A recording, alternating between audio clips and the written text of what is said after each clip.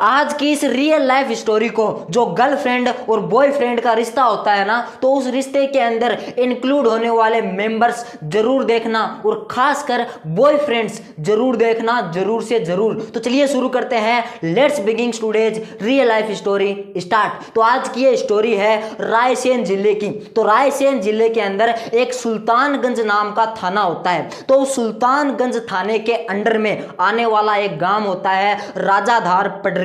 तो होता यह है कि 30 जुलाई 2024 को राजाधार पडरिया के अंदर एक दुधई नाम की नदी बहती है। तो उस दिन सुबह 30 जुलाई 2024 की सुबह उस नदी में गांव वालों को एक अनजान शख्स की डेड बॉडी मिलती है और गांव वाले उस डेड बॉडी को देखकर घबरा जाते हैं और तुरंत उस जो सुल्तानगंज थाना है उस थाने के अंदर सूचित करते हैं। तो थाने से एक टीम आती है और उस बॉडी को अपने कब्जे में करती है और फिर करती है इन्वेस्टिगेशन शुरू। तो इन्वेस्टिगेशन के दौरान उस डेड बॉडी की पहचान सुनेठी नाम के गांव के निवासी दीपक अहिरवार के रूप में की जाती है। तो पुलिस पहुंच जाती है सुनेठी गांव के अंदर और दीपक अहिरवार के परिवार से मिलकर पुलिस को एक चौंका देने वाली सच्चाई पता चलती है कि दीपक अहिरवार बहुत अच्छा स्विमर था, बहुत अच्छा तैराक था। तो अब सोचने वाली बात यह है कि एक बहुत अच्छा स्विमर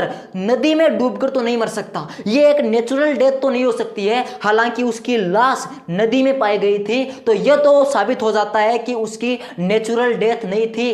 अब पुलिस का शक बढ़ता है और पुलिस इस मामले की छानबीन करने में लग जाती है क्योंकि पुलिस को यह लगता है कि दीपक अहिरवार का मर्डर किया गया है। लेकिन अभी भी गुत्थी वही है कि दीपक अहिरवार का मर्डर कौन कर सकता है। तो फिर पुलिस आगे अपनी इन्वेस्टिगेशन को बढ़ाती है और उसके बाद दीपक अहिरवार की कॉल डिटेल्स को जांचती है। तो पता चलता है कि 29 जुलाई 2024 को दीपक अहिरवार को एक शख्स का कॉल आया था। लास्ट उसी शख्स का था और वो शख्स सागर मोती नगर पुलिस थाने के अंडर में आने वाले एक गांव का निवासी था जिसका नाम था लालू अहिरवार। अब है ना, आप चौंकना मत, आप कंफ्यूज मत होना कि जो दीपक अहिरवार है और लालू अहिरवार है वो दोनों भाई हो सकते हैं। नहीं, उन दोनों की जाति समान है लेकिन वो दोनों भाई नहीं थे। अब पुलिस लालू अहिरवार को अरेस्ट करती है और उसकी खातिरदारी करने के बाद वो पुलिस के सामने अपना जुर्म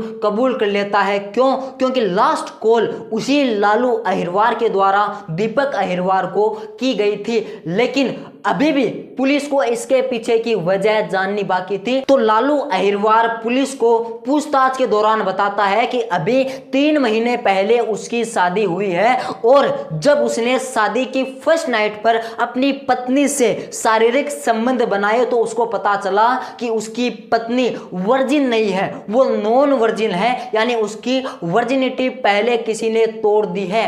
तो वो अपनी पत्नी से थोड़ा स्ट्रिक्ट होकर पूछता है तो उसकी पत्नी उसे बता देती है कि मेरा संबंध यानी मेरा पहले शारीरिक संबंध मेरी बहन के देवर दीपक अहिरवार के साथ बना हुआ है। और यह बात सुनकर उसके पति को आ जाता है गुस्सा। क्यों? क्योंकि उसका पति सोचता है यार मेरी पत्नी की वर्जिनिटी किसने भंग की। और वो जो दीपक अहिरवार है उसको कॉल करता है और 29 जुलाई 2024 को जो दुधई नदी है ना उसके किनारे उसे पार्टी करने के बहाने बुलाता है। और इस कांड को अंजाम देने के लिए लालू अहिरवार अपने मित्र अभिषेक अहिरवार को अपने साथ ले जाता है। तो उस 29 जुलाई 2024 की रात को वो तीनों जमकर पार्टी करते हैं और जो दीपक अहिरवार होता है वो एकदम फुल नशे में हो जाता है। और उस नशे के दौरान दीपक अहिरवार को वो दोनों जने यानी जो लालू अहिरवार था और जो अभिषेक अहिरवार था वो दोनों उसको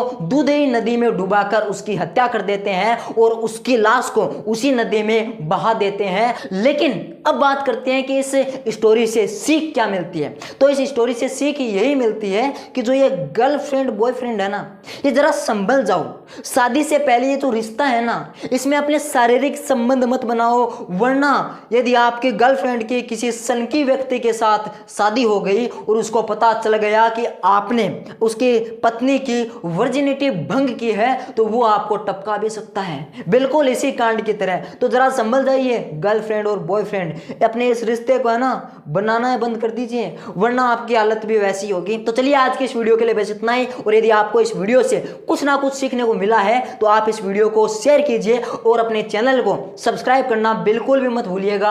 आगे आपको इसी तरह के रियल लाइफ स्टोरीज मिलती रहेगी। तो चलिए, जय श्री कृष्णा, जय हिंद, वंदे मातरम।